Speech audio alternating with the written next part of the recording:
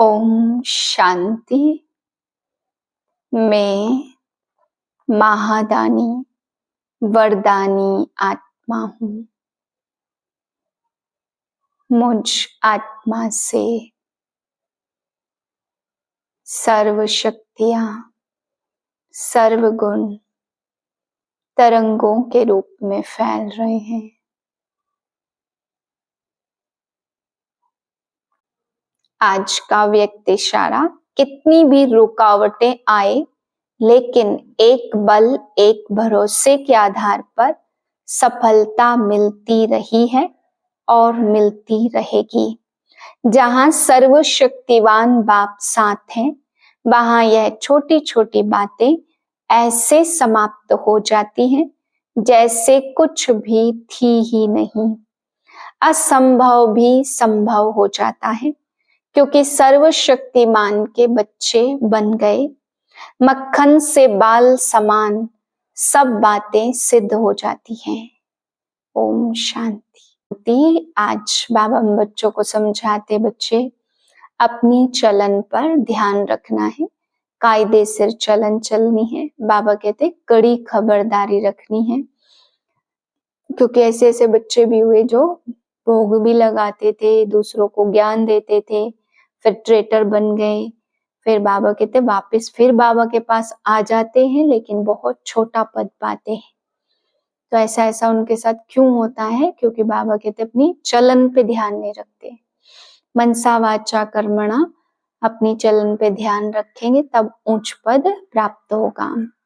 फिर बाबा कहते दृष्टि पे भी ध्यान रखना है कि हमारी दृष्टि कितनी पावन बनी है, हम कोई बेकायदे चलन तो नहीं चलते हैं। कहाँ तक हमने ज्ञान को धारण किया है। बाबा कहते अपनी एक एक चीज पे ध्यान रखना है, तभी तुम बच्चे ऊंच पद प्राप्त करेंगे। नहीं तो अंत समय में ऐसा लगेगा कि छोटा पद मुझे मिल रहा है, मेरे कर्म ऐसे ही हैं, ये फील होगा। बाबा कहते भले सुखी सभी होंगे वहां, परंतु नौकर को फील तो होगा ना मैं नौकर हूँ। इसलिए अपने कर्म अनुसार खुद ही फील होगा, मैं महारानी क्यों नहीं बनी, मेरा नौकर का पद क्यों बना। इसलिए बाबा कहते बच्चे बहुत बहुत खबरदारी रखनी है, बहुत बहुत ध्यान रखना है।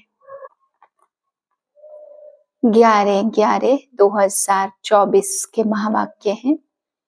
मीठे बच्चे अपने ऊपर पूरी नजर रखो, कभी भी कोई बेकायदे चलन नहीं चलना।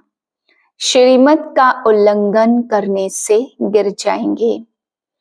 प्रश्न है, पद्मा पदमपति बनने के लिए कौन सी खबरदारी चाहिए? उत्तर है, सदैव ध्यान रहे जैसा कर्म हम करेंगे हमें देख और भी करने लगेंगे। किसी भी बात का मिथ्या अहंकार न आए। मुरली कभी भी मिस ना हो। मनसा वाचा कर्मणा अपनी संभाल रखो। यह आंखें धोखा न दे तो पद्मों की कमाई जमा कर सकेंगे। इसके लिए अंतर्मुखी होकर बाप को याद करो और विकर्मों से बचे रहो। ओम शांति। रूहानी बच्चों को बाप ने समझाया है, यहाँ तुम बच्चों को इस ख्याल से जरूर बैठना होता है, यह बाबा भी है, टीचर भी है और सतगुरु भी है। और यह भी महसूस करते हो, बाबा को याद करते करते पवित्र बन पवित्र धाम में जाकर पहुंचेंगे। बाप ने समझाया है कि पवित्र धाम से ही तुम नीचे उतरते हो, उसका नाम ही है पवित्र धाम। सतो प्रधान से फिर सतो रजो तमो, अभी तुम समझते हो हम नीचे गिरे हुए हैं, अर्थात वैश्यालय में है। बल तुम संगम युग पर हो, परंतु ज्ञान से तुम जानते हो हमने किनारा किया हुआ है। फिर भी अगर हम शिव बाबा की याद में रहते हैं तो शिवालय दूर नहीं। शिव बाबा को याद नहीं करते तो शिवालय बहुत दूर है। सजाएं खानी पड़ती हैं तो बहुत दूर हो जाता है। तो बाप बच्चों को कोई जास्ती तकलीफ नहीं देते। एक तो बार बार कहते मनसा वाचा कर्मणा, पवित्र बनना है। यह आंखें भी बड़ा धोखा देती हैं, इनसे बहुत संभाल कर चलना होता है। बाप ने समझाया कि ध्यान और योग बिल्कुल अलग है। योग अर्थात याद। आंखें खुली होते भी तुम याद कर सकते हो। ध्यान को कोई योग नहीं कहा जाता। भोग भी ले जाते हैं तो डायरेक्शन अनुसार ही जाना होता। इसमें माया भी बहुत आती है। माया ऐसी है जो एकदम नाक से दम कर देती है। जैसे बाप बलवान है, वैसे माया भी बड़ी बलवान है। इतनी बलवान है जो सारी दुनिया को वैश्यालय में धकेल दिया है।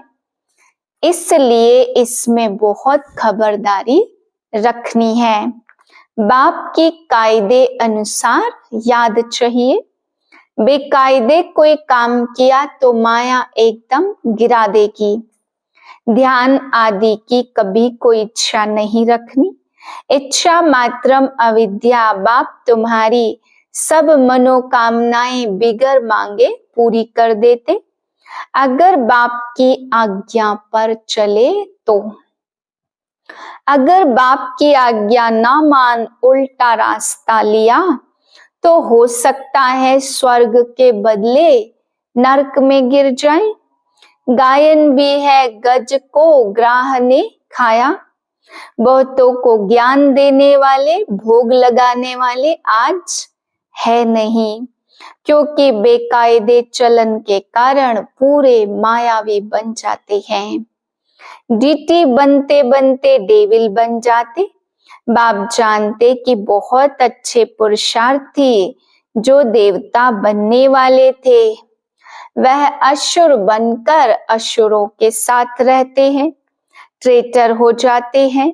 बाप का बनकर फिर माया के बन जाते, उन्हें ट्रेटर कहा जाता है। अपने ऊपर नजर रखनी होती है। श्रीमत का उल्लंघन किया तो यह गिरे, पता भी नहीं पड़ेगा। बाप तो बच्चों को सावधान करते हैं कि कोई ऐसी चलन ना चलो जो रसातल में पहुंच जाओ। कल भी बाबा ने समझाया, बहुत गोप हैं, आपस में कमेटियां आदि बनाते हैं, जो कुछ करते श्रीमत के आधार बिगर करते हैं तो डिससर्विस करते हैं। बिगर श्रीमत करेंगे तो गिरते ही जाएंगे। बाबा ने शुरू में कमेटी बनाई थी तो माताओं की बनाई थी, क्योंकि कलश तो माताओं को ही मिलता है। वंदे मातरम गाया हुआ है। अगर गोप लोग कमेटी बनाते तो वंदे गोप तो गायन है नहीं। श्रीमत पर नहीं तो माया के जाल में फंस पड़ते हैं। बाबा ने माताओं की कमेटी बनाई है, उन्हों के हवाले सब कुछ कर दिया। पुरुष अक्सर करके देवाला मार देते, स्त्रियां नहीं, तो बाप भी कलश माताओं पर रखते हैं। इस ज्ञान मार्ग में माताएं भी देवाला मार सकती हैं। पद्मा पदम भाग्यशाली जो बनने वाले हैं, वह माया से हार खाकर देवाला मार देते। इसमें स्त्री पुरुष दोनों देवाला मार सकते, मारते भी हैं। कितने हार खाकर चले गए, देवाला मार दिया ना। बाबा समझाते, भारतवासियों ने तो पूरा देवाला मारा है। माया कितनी जबरदस्त, जो समझ नहीं सकते हम क्या थे और कहां से एकदम नीचे गिरे हैं। यहाँ भी ऊंच चढ़ते चढ़ते श्रीमत को भूल अपनी मत पर चलते हैं तो देवाला मार देते। वह लोग तो देवाला मारते, फिर 5-7 वर्ष बाद खड़े हो जाते। यहाँ तो 84 जन्मों का देवाला मारते, ऊंच पद पा न सके, देवाला मारते ही रहते। बाबा के पास फोटो होता तो बाबा बतलाते। तुम कहेंगे बाबा तो बिल्कुल ठीक कहते हैं, यह कितना बड़ा महारथी था, बहुतों को उठाते थे, आज है नहीं, देवाले में है। बाबा घड़ी घड़ी बच्चों को सावधान करते रहते, अपनी मत पर कमेटियां आदि बनाना, इसमें कुछ भी रखा नहीं है। आपस में मिलकर झरमुई झगमुई करना, यह ऐसा करता था, फलाना ऐसा करता था, सारा दिन यही करते रहते हैं। बाप से बुद्धि योग लगाने से ही सतो प्रधान बनेंगे। बाप का बने और बाप से योग नहीं तो घड़ी घड़ी गिरते रहेंगे, कनेक्शन ही टूट पड़ता। लिंक टूट जाए तो घबराना नहीं चाहिए। माया हमें इतना तंग क्यों करती? कोशिश कर बाप के साथ लिंक जोड़नी चाहिए, नहीं तो बैटरी चार्ज कैसे होगी? विकर्म होने से बैटरी चार्ज हो जाती है, विकर्म होने से बैटरी डिस्चार्ज हो जाती है। शुरू में कितने ढेर के ढेर बाबा के आकर बने, भट्टी में आए, फिर आज है नहीं, गिर पड़े क्योंकि पुरानी दुनिया याद आ गई। अभी बाप कहते मैं तुमको बेहद का वैराग्य दिलाता हूँ, इस पुरानी दुनिया से दिल नहीं लगाओ, दिल स्वर्ग से लगानी है। अगर ऐसा लक्ष्मी नारायण बनना है तो मेहनत करनी पड़े। बुद्धि योग एक बाप के साथ होना चाहिए, पुरानी दुनिया से वैराग, सुख धाम और शांति धाम को याद करो। जितना हो सके उठते बैठते चलते फिरते बाप को याद करो, यह तो बिल्कुल ही सहज है।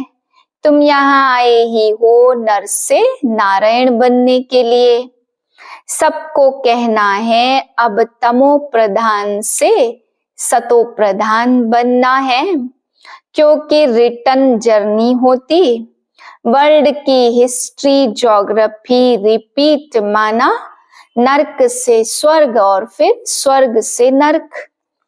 बाबा ने कहा स्वदर्शन चक्रधारी होकर बैठो, इसी याद में रहो। हमने कितनी बार चक्र लगाया। यह देवताओं को ज्ञान नहीं है, वह तो है ही पवित्र, उनमें ज्ञान ही नहीं जो शंख बजावे, वह पवित्र है, उनको यह निशानी देने की दरकार नहीं। निशानी तब होती है जब दोनों इकट्ठे होते हैं। तुमको भी निशानी नहीं, क्योंकि तुम आज देवता बनते बनते कल असुर बन पड़ते हो। आज बाप देवता बनाते और माया असुर बना देती। बाप जब समझाते तब पता पड़ता है सचमुच हमारी अवस्था गिरी हुई है। कितने बेचारे शिव बाबा के खजाने में जमा कराते और फिर मांग कर असुर बन जाते। इसमें योग की ही सारी कमी है, योग से ही पवित्र बनना है। बुलाते भी हो बाबा आओ हमें पतित से पावन बनाओ, जो हम स्वर्ग में जा सके। जो मर जाते फिर भी जो कुछ सुना है तो शिवालय में आए जरूर, भल पद कैसा भी पाए। एक बार याद किया तो स्वर्ग में आएंगे जरूर। बाकी ऊंच पद पा न सके, स्वर्ग का नाम सुनकर खुश होना चाहिए। फेल होकर पाई पैसे का पद पा लिया, इसमें खुश नहीं होना चाहिए। फीलिंग तो आती है ना मैं नौकर हूँ, पिछाड़ी में तुम्हें सब साक्षात्कार होंगे कि हम क्या बनेंगे, हमसे क्या विकर्म हुआ जो ऐसी हालत हुई है, मैं महारानी क्यों नहीं बनूं। कदम कदम पर खबरदारी से चलने से तुम पद्मा पद्मपति बन सकते हो। मंदिरों में देवताओं को पद्म की निशानी दिखाते दर्जे में फर्क हो जाता, आज की राजाई का कितना दबदबा रहता। है तो अल्प काल का, सदा काल के राजा तो बन न सके। तो बाप कहते तुम्हें लक्ष्मी नारायण बनना है तो पुरुषार्थ भी ऐसा चाहिए। कितना हम औरों का कल्याण करते अंतर्मुखी होकर, कितना समय हम बाबा की याद में रहते। अभी हम जा रहे हैं अपने स्वीट होम में, यह सब ज्ञान का मंथन अंदर में चलता रहे। बाप में ज्ञान और योग दोनों है, तुम्हारे में भी होना चाहिए। जानते हो हमें शिव बाबा पढ़ाते तो ज्ञान भी हुआ और याद भी हुई। ज्ञान और योग दोनों साथ साथ चलता। ऐसे नहीं योग में बैठो, बाबा को याद करते रहो और नॉलेज भूल जाए। बाप योग सिखलाते तो नॉलेज भूल जाते हैं क्या? सारी नॉलेज उनमें रहती है। तुम बच्चों में भी नॉलेज होनी चाहिए, पढ़ना चाहिए। जैसे कर्म मैं करूंगा मुझे देख और भी करेंगे। मैं मुरली नहीं पढ़ूंगा तो और भी नहीं पढ़ेंगे। मिथ्या अहंकार आ जाता है तो माया झट वार कर देती। कदम कदम बाप से श्रीमत लेते रहना है, नहीं तो कुछ न कुछ विकर्म बन जाते हैं। बहुत बच्चे भूल करते बाप को नहीं बताते तो अपनी सत्यानाश कर लेते। गफलत होने से माया थप्पड़ लगा देती है, वर्थ नोट पैनी बना देती। अहंकार में आने से माया बहुत विकर्म कराती। बाबा ने ऐसे थोड़े कहा ऐसी ऐसी पुरुषों की कमेटियां बनाओ, कमेटी में एक दो समझू सयानी बच्चियां भी जरूर होनी चाहिए, जिनकी ही राय पर काम हो। कलश तो लक्ष्मी पर रखा जाता। गायन भी है अमृत पिलाते थे, फिर कहाँ यज्ञ में विघ्न डालते थे। अनेक प्रकार के विघ्न डालने वाले हैं। सारा दिन यही झरमुई झगमुई की बातें करते रहते हैं। यह बहुत खराब है। कोई भी बात हो तो बाप के पास रिपोर्ट आनी चाहिए। सुधारने वाला तो एक ही बाप है, तुम अपने हाथ में लौ नहीं उठाओ। तुम बाप की याद में रहो, माया कड़ी है किसको छोड़ती नहीं है। सदैव बाप को समाचार लिखना चाहिए, यूं तो डायरेक्शन मिलते रहते हैं। ऐसे तो बच्चे समझते बाबा ने तो आपे ही इस बात पर समझा दिया, बाबा तो अंतर्यामी है। बाबा कहते नहीं मैं तो नॉलेज पढ़ाता, इसमें अंतर्यामी की बात है नहीं। बाप कहते सभी तख्त पर आत्मा विराजमान है। यह तो कितनी सहज बात है। सभी चैतन्य आत्माएं अपने अपने तख्त पर बैठी हैं, फिर भी परमात्मा को सर्वव्यापी कह देते। बाहर वाले है सर्वव्यापी का ज्ञान भारत वालों से सीखे हैं। तुम हो अंधों की लाठी। अच्छा मीठे मीठे सिक्के दे बच्चों प्रति माता पिता बाप दादा का याद प्यार गुड मॉर्निंग। रूहानी बाप की रूहानी बच्चों को नमस्ते। हम रूहानी बच्चों की रूहानी बाप को नमस्ते। धारणा के लिए पहली पॉइंट, बाप की आज्ञा अनुसार हर कार्य करना है। कभी भी श्रीमत का उल्लंघन ना हो, तब ही सर्व मनोकामनाएं बिन मांगे पूरी होंगी। ध्यान दीदार की इच्छा नहीं रखनी है, इच्छा मात्रम अविद्या बनना है। दूसरी पॉइंट, आपस में मिलकर झरमुई झगमुई एक दूसरे का परचिंतन नहीं करना है। अंतर्मुख होकर अपनी जांच करनी है कि हम बाबा की याद में कितना समय रहते हैं। ज्ञान का मंथन अंदर चलता रहे। वरदान है, हर आत्मा के संबंध संपर्क में आते सबको दान देने वाले महादानी वरदानी भव। सारे दिन में जो भी संबंध संपर्क में आए, उसे कोई न कोई शक्ति का, ज्ञान का, गुण का दान दो।